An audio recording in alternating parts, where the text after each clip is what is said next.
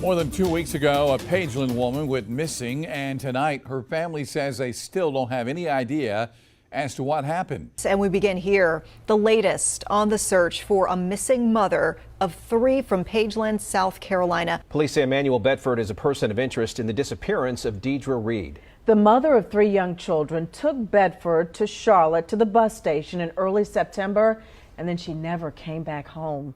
Hello, welcome to Unfortunate Victims. I am your host, Investigator Chandra Cleveland. Today's show is about the missing of Deidre Reid. Deidre Reid went missing on September the 3rd, 2021. The last time someone heard from Deidre, she was taking the father of her son to the bus station in Charlotte, North Carolina. She spoke with her sister on the way to Charlotte, but no one has heard from her since then. There's a lot going on with the missing of Deidre Reid. The person she was last seen with, a person of interest, was Emanuel Bedford. And he's not talking about anything, nor is he helping to look for Deidre, who is the mother of his son. So sit back as I introduce you to the Reid family.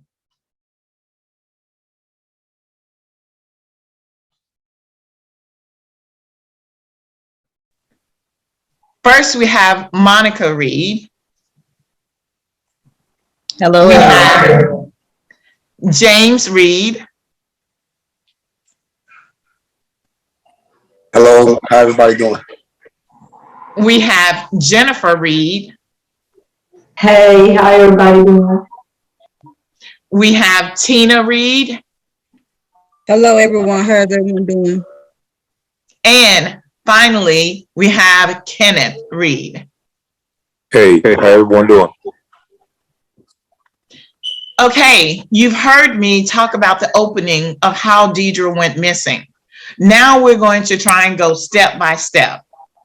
First of all, the question I would like to ask the family is, have law enforcement been in contact directly with any of you in reference to the missing of Deidre Reid? Monica, James, you want to go first?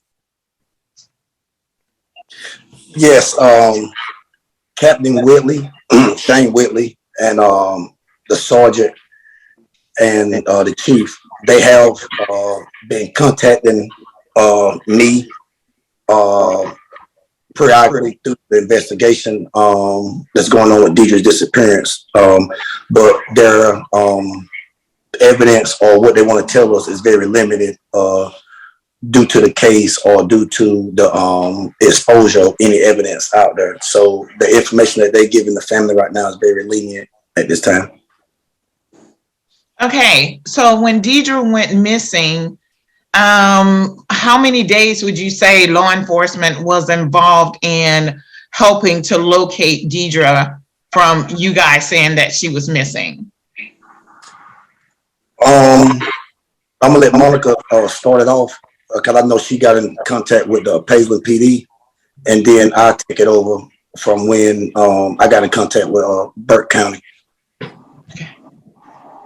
When I called them, they told us that it was me and my sister Tina, that we was in Georgia at their police department, and we had to call our police department in Pageland, and they told us that it wasn't 24 hours or something like that, and how did we know and what made us suspicious, and we explained it to them, that is not her, she wouldn't do that or whatever. So they really didn't take us seriously at first.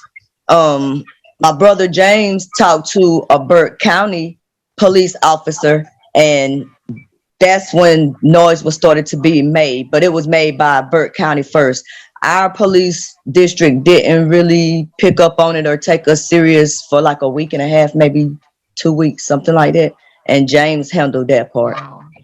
Wow. Okay, James, tell us how you finally got Pageland to do something about the disappearance of Deidre.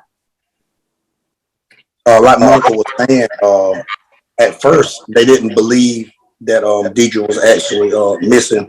They thought that she may have took a weekend off from her kids. Like Tina said yesterday, I'm just gonna repeat a little bit back. I want her to join in about when Deidre had called her or supposed to be coming to her residence on that Friday afternoon, which she never made it to Tina's residence until when Tina called me that Friday afternoon around 1:15 and had a funny feeling about something might be wrong with Deidre. But I know that Paisley didn't take Monica and Tina serious about the missing person report, or they did not file the missing person report till I think about a week and a half later, to when Burke County got involved on it. Tina. Okay. Tina. Yes, I was the last one spoke to Deidre on that Friday. I was in the garage. I had my phone in the house on the charger. I went back in the house and I got my phone. And when I checked my phone, I see that she had called, and then she had a text. She not didn't know the number, so she was like, "Tina, this is Deidre. Call me." I called her right back. Maybe it was like 2 or 3 minutes later. I called her back, and she was asking me the directions to get to where I was at. I started giving her directions to get to where I was at. Emanuel in the background said, "Oh, Tess, sis." I said, "Hey," I said, "Tell him," I said, "Hey, nothing was off." And she said, "That's gonna be too many directions to remember." She said, "Before E get out the car at the bus station, I'm gonna call you back and write down the directions." Okay, so let me stop you there for a second, Tina. So E in the background was Emanuel Bedford, the father of her son, that she was taken to the bus stop, correct? Correct. Mm-hmm. Okay. And so she was supposed to go ahead. And we never heard from her again after that call. So when you called and when she called you, you and her were supposed to meet up and do something together, right? Our cousin was having a wedding on that Saturday. So we was going to get prepared for his wedding that Saturday. So that's why I knew she was coming. And that's why your alert went off so early, because y'all had this plan. Mm-hmm. Okay, can one of you please tell me about how the relationship was? Was it still good with Emanuel Bedford and Deidre, or was this a long time date that this happened, or he just showed up? What was the relationship like? I know they have a child together, but was he in her life still? Okay, before this happened, me and her had went to Augusta maybe a month before she went missing, and he was real good to her. You know what I'm saying? He took us out, he took us around, all that. But I know that wasn't like in a relationship, but they would see each other from time to time. Okay. Okay. Did any of you actually see Emanuel when he came to Deidre's house that weekend, or either the date in question that she went missing? Yes, I talked to him on that on that Thursday, the day before she went missing. I spent about an hour and 45 minutes with Deidre, her daughters at the man. Mute y'all phones. And Deidre came out when I dropped her son off, and she was talking to me. She was in good spirits. I didn't know Emanuel was at the residence at the time, and she came out and she was telling me how happy she was about getting approved for a loan, which she had called me about. I helped her get approved for a loan because she was in the process of being a first-time home buyer. And so she was real happy about that. And she also had ordered me a Chimes card, and it had came. That's another reason why I was up there, because she was going to hook my Chimes card up. And so Emanuel came off and around her apartment building, and I looked, and she looked at me and was like, see, let me back up a little bit. Deidre's fiance, Montre Patterson, had passed away on June the 28th. And so she was also grieving at that time. And so I think Emanuel came in that Sunday to see his son Eden. And I think he might have just stayed on up this way in a motel room, if I'm not mistaken. So he came up and told me that Deidre was the love of his life, and he would never do nothing to hurt her, and how she was taking him to the bus station Friday. His bus ticket, I think it was till 1:45. He had to go to work Saturday. And so he put me at ease by him saying that, Deidre was his world and he was in love with her. And so that's when I backed off of everything. And so I stayed with Deidre about an hour and a half or hour and 45 minutes. And I called Tina. I said, Deidre real happy.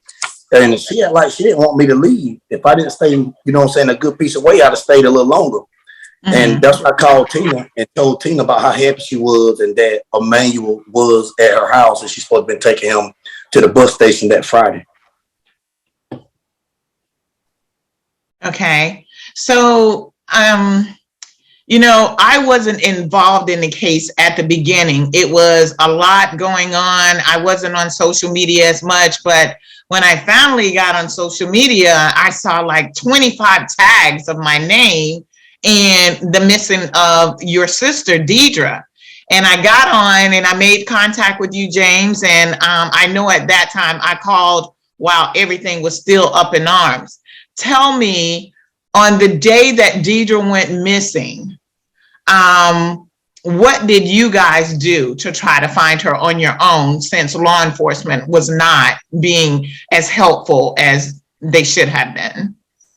Oh, at first, when we really realized, when it hit me, like Tina said, she called me around 1:15, and she was panicking that something had happened because she's supposed to came to pick her up, and her and my first cousin Tina supposed to went dress shopping or some clothes shopping to go to our cousin wedding the weekend.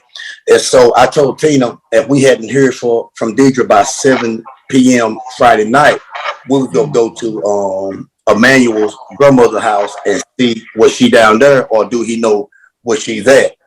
And then, so where does Emanuel's grandmother live that y'all were going to go to? Where was that? Augusta, Georgia. Okay. So y'all going to drive to Augusta. Okay.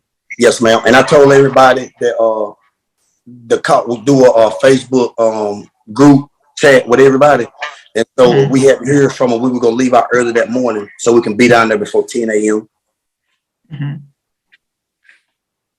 And so when you got there, did the grandmother or Emanuel answer the door?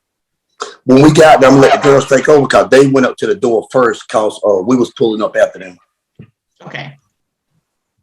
When we got there, we knocked on the door, and he had previously told my sister that his grandmother was sick and she was dying and all this stuff. So we didn't really expect her to come to the door. We expected maybe him or someone that was there caring for her, because he had my sister thinking that he needed to come and try to be with his son because his grandmother was dying and they was going to put him out the house and he wasn't going to have nowhere to live and this and this and that. So he gave her a whole sob story about his grandma being sick and him needing somewhere to stay and all this other stuff. But when we got there, to our surprise, his grandmother came to the door. She actually walked to the door. Let me stop you for 1 second, Monica, because I'm seeing a pattern here. If he told Deidre that during a time when she was already grieving, and she probably thought, I can't allow my son to lose his father and not see him, that's probably why she invited him. That I'm just the law enforcement in me, just picking up some things. Okay, but just go ahead. That's kind of what it was, because I think him coming was kind of a shock. I don't really think she kind of knew he was coming until he got to the bus station and needed a ride to her house to see his son. So I kind of think he like surprised her or something. But yeah, he was telling her the side story of his grandma was sick and she was on her deathbed and his mom was going to put him out because him and his mama don't have a good relationship with each other. So, that's what he was telling my sister. Tina knows more about it from there than I do because I've never met him. When all this happened, that's when I first seen him. I've never even seen him before. So Tina can take it. Okay. Like I said, he acted like he was a good person to Deidre. I had no reason to expect that he would take our sister off and she become missing. He didn't. When I was around him, he always treated her like she was like gold to him. So I never expected this to be going to happen to us I never expected it. Well, there's this thing where I tell a lot of women,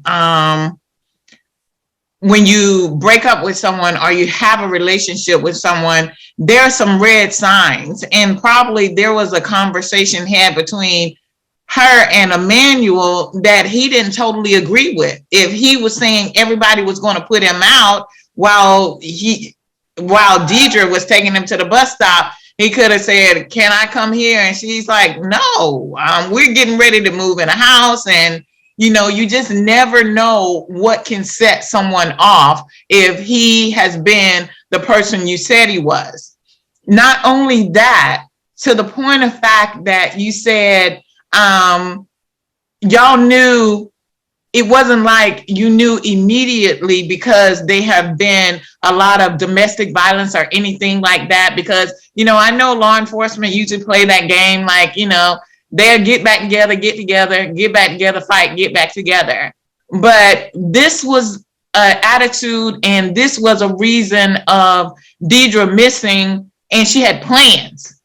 So this wasn't that y'all just said, "Oh, our sister is missing." No, you had the reason to know something has to be wrong to keep her away. Not only because she had her children, but she had a standing engagement to go to something else with her sister. So that would not be out of the norm for her not to contact and not to call and say, "I'm not going to be there." So the other question I need to ask of you guys, after you said she was missing, did y'all at any point in time finally get in contact with Emanuel and asked him, "Where is our sister?" Or did he ever come and say, "Oh, I'm coming back. I need to help y'all look for her because I left her being ... Well, there was a lot of phone calls made. The police department reached out to me that following Monday. I think we was all at Golden Corral, and said that Emanuel and his family want to reach out to me. Could they give him my number? And so at that time I told him, yeah. They gave Emanuel and his brother my telephone number, and they called, and he was like, the last time he seen Deidre, they was at the bus station. She dropped them off between 150 and 211. He kissed her, they hugged, and he said goodbye.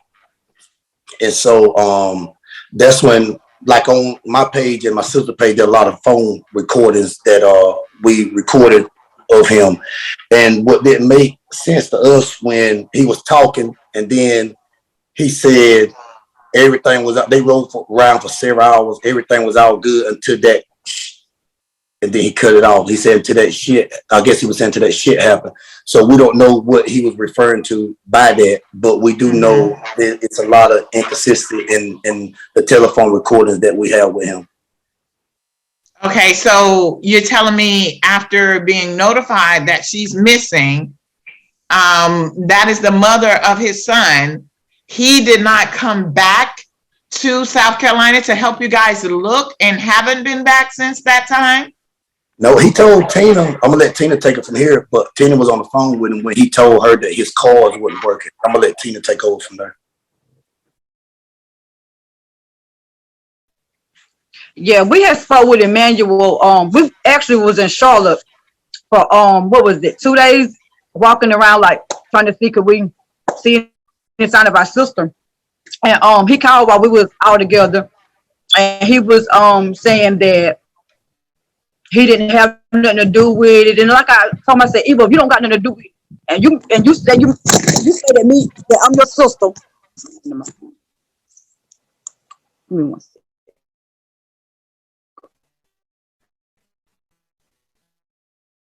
You said that I'm your sister. He was saying, "Oh, my car is declined. I can't get no more money." I said, "Well,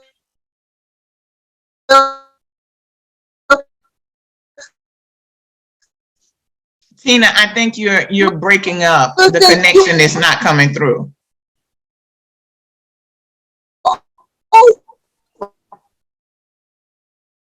Tina, I don't know if you can hear me, but your connection is not coming through. Can you say that again? We'll send you over if you could call. You got to start over, Tina. When your phone failed, we lost everything. Okay, I had spoke with Emanuel. We was in Charlotte looking for our sister for 2 days. Tina, your internet bad. We can't hear you. We can't hear you. Your internet connection bad. Looking for her, and I told him, Tina. Your internet connection is bad. We can't hear you. Yeah.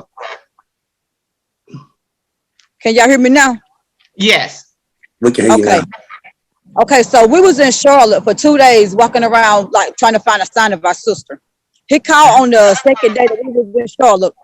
And I told him, I said, if you say you ain't seen our sister, she dropped you off. I said, come help us find her. Come help us look for her. Oh, we send you an Uber. We will send you an Uber, and we will pay for it. If you ain't did nothing to her or know where she at, come help us find her. You came to Payson to see her and be with her. Why you can't come back help us find her? If she went missing after she dropped you off, and it's the mother of your child. Right. So what did he say? He said, I got to sign up with the police. I'm coming tomorrow. I'm coming. And my brother said, well, if you coming, be a man of your word and come. He said, I'm coming.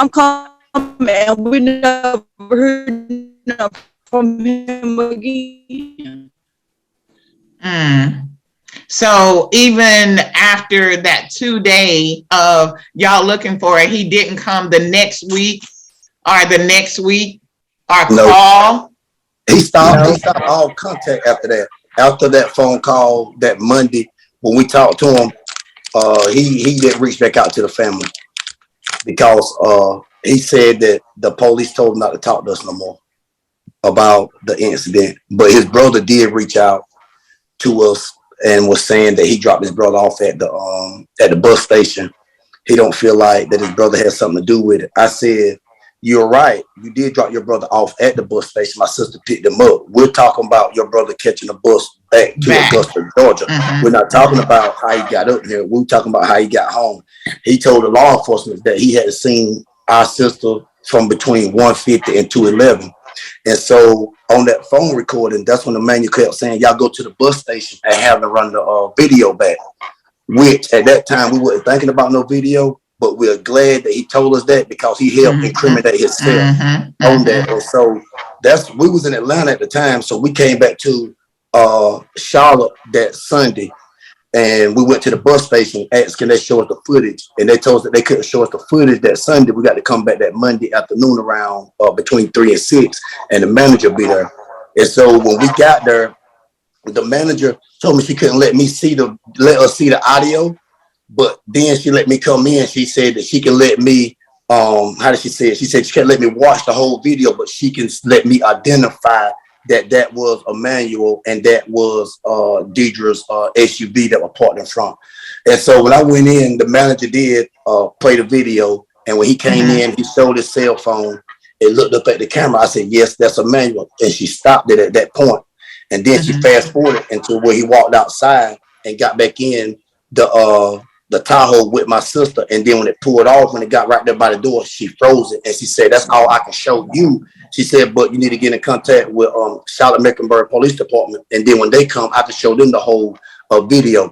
And so we called the police, and they came, and they went in and stayed in 7 minutes and watched the whole footage, and then they came out and let me, my sister, my brother know that in fact that was Emanuel and that was Deidre SUV. And so they said that Payson Police Department had to call and request all that audio. And so it took Payson Police Department 17 days to even. Are you serious? Yes, ma'am. Are you serious? It was 17 days before they even reached out to get the video. And it took 20 days for them to get in contact with me, for me to come up there and for them to tell me that they watched it. But it was limited to what they can do with the video. And he still wasn't labeled a person of interest at that time. They let a whole nother month and a half go before they even labeled him as a person of interest. Are you serious? No, ma'am. You can ask all my sister and brothers. They didn't label him a person of interest until we got on Channel 9 and Channel 3 and was saying it's sad how Gabby Patino boyfriend can automatically be a person of interest because that's the last person that she was seen with. And then Deidre Reid and Emanuel, he was the last one to seen our sister live, and he's not a person of interest, you know. And that's what had got all us frustrated at that time with the authorities at that time. I can understand that. I would be frustrated as well. So now we're in the, like I said, by the time this is aired, it's going to be 103 days. How many times have they followed up with you guys about the case from now on? I know that Emanuel on the 4th of December was extradited back to South Carolina from Atlanta and was charged with grand larceny and interfering with an investigation. A few times, not as many times as you would think that they would, you know, give you updates and stuff, but they do talk to James periodically, like he said. We still have a lot of questions and a lot of stuff, but they tell us they can't answer certain stuff, which I understand because it is an open, ongoing case. But it's been 100 days, you know, something. It's got to be something. But okay, yeah, it is. That's a lot. That's really a lot, knowing that she has children that she never would have left alone and not come back to them, knowing that their father of the two twins just passed away, and her son, who she was trying to shelter and comfort during the time of the loss as well, to just not show up. So what I want you guys to do now, I want to start concentrating on Deidre. If each one of you can tell me a little bit about Deidre, how she was to your family, to everyone who she knew. Can you tell me a little bit about her, Kenneth? Yes, ma'am. And this is totally honest. She was just a good person. She was a kind-hearted person. She was a loving person. She would give you the shirt off her back. She was like she was like the to our family, to the siblings. She was more like the lock of our chain. We were the chain and she was the lock. You know, it's a few of us older than her, but she was like the grandmother of the siblings. You know what I mean? She was like the person. If we got a problem in between us, she would be the person that make it right. She would be the person that everyone come to and be like, this happened and that happened. Okay, but this is what we finna do because we not finna be upset with one another about nothing foolish. You know, we all brothers and sisters. She the type of person that she had Sunday dinners. You know, she loved to cook. She loved to provide. You know what I mean? She loved her kids unconditionally. She always put her kids first. Family was first to her. You know, and it's just sad that this tragedy has happened. You know what I mean? It's sad, man, because you always see this on TV, but you never think that you will be you will actually go through this in life. You know what I mean? And it's hurtful. And she was just a blessing to us. You know, not only to us, to her kids, to her mother. You know what I mean? To our father. And I said 1,000 times, she was the lock to this family. Mm-hmm. Yes, ma'am. Jennifer, can you tell us a little bit about Deidre?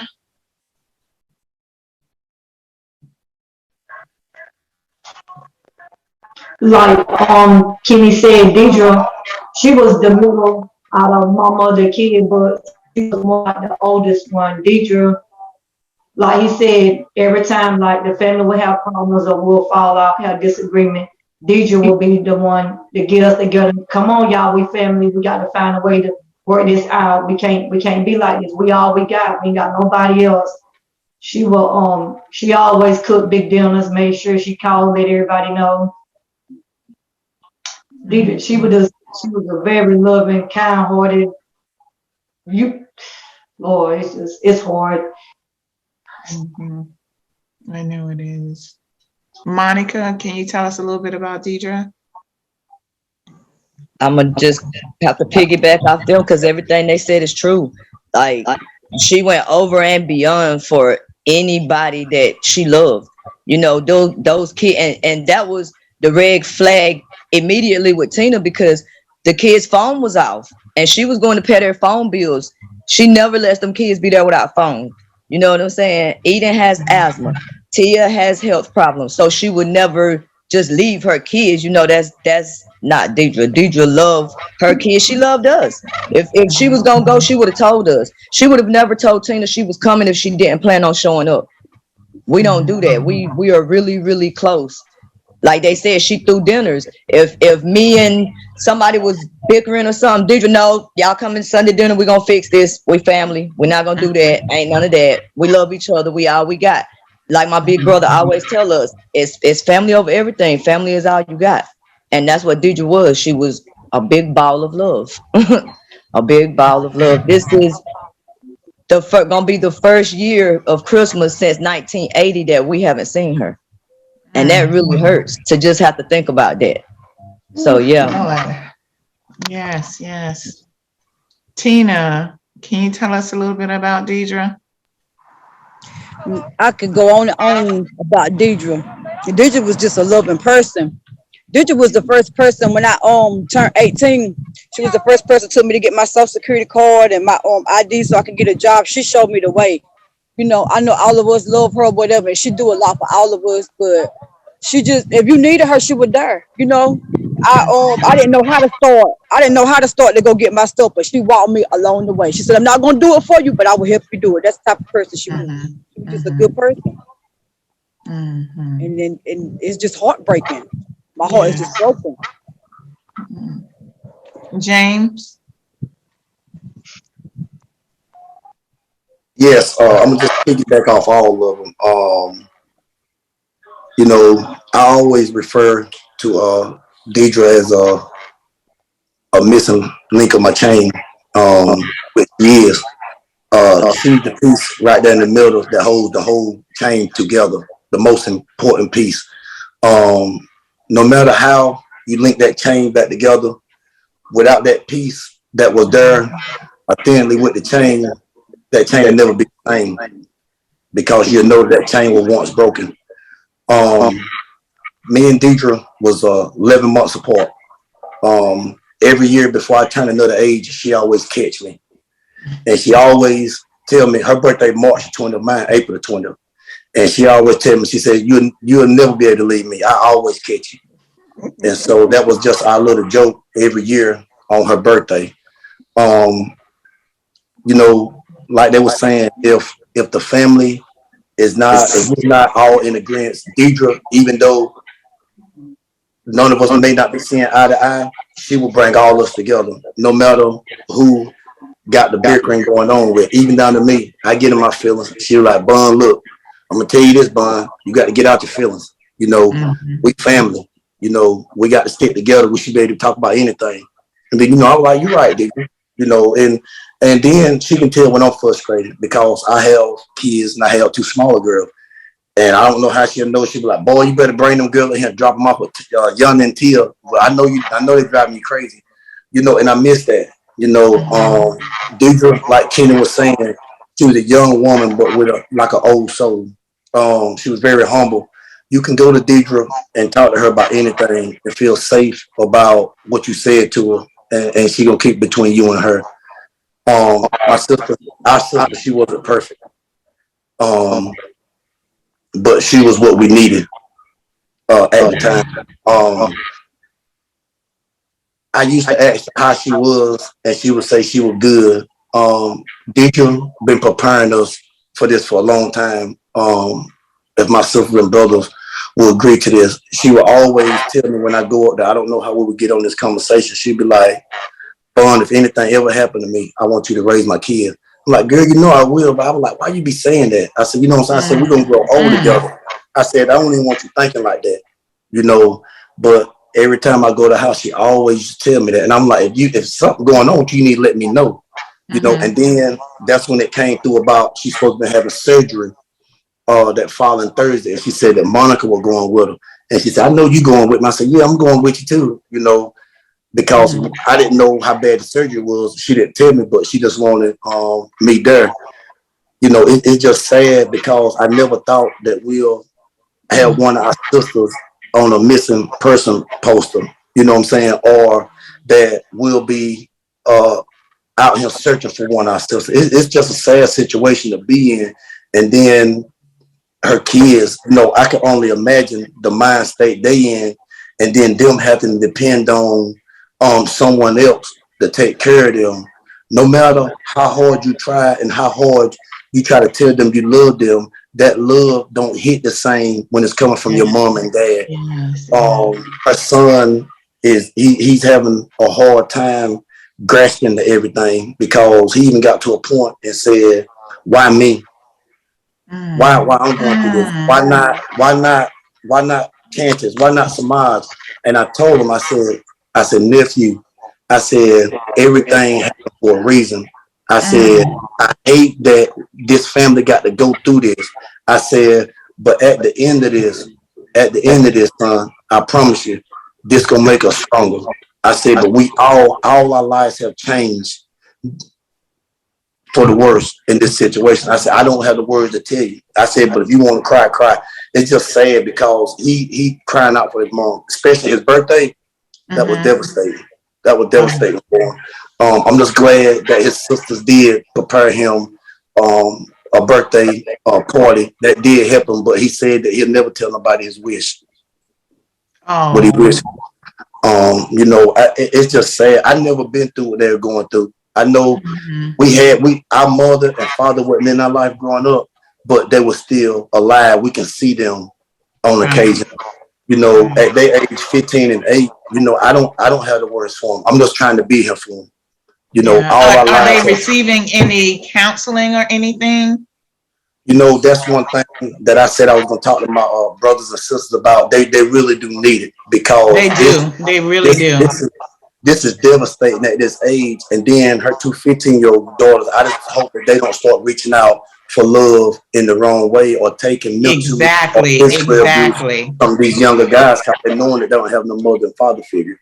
That's exactly my thoughts. And also, you know, of them being able to keep up with their work.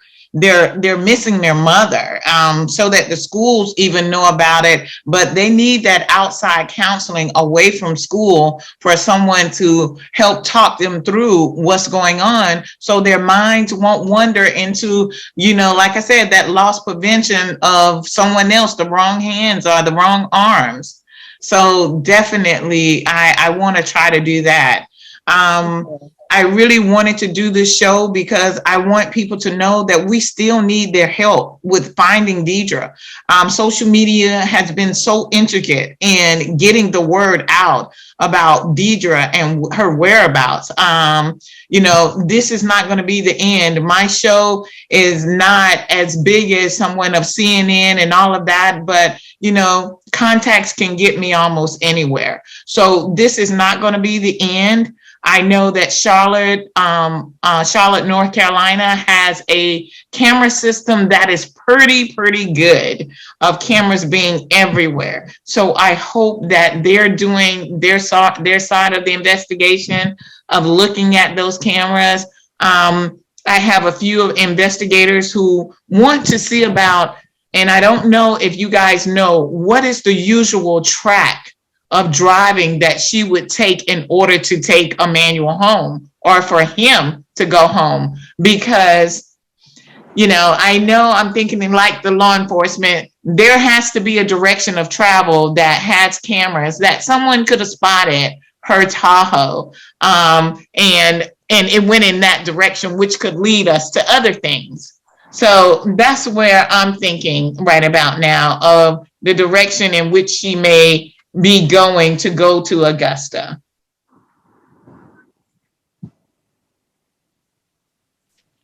So I know that Deidre's car was a 2004 Chevy Tahoe.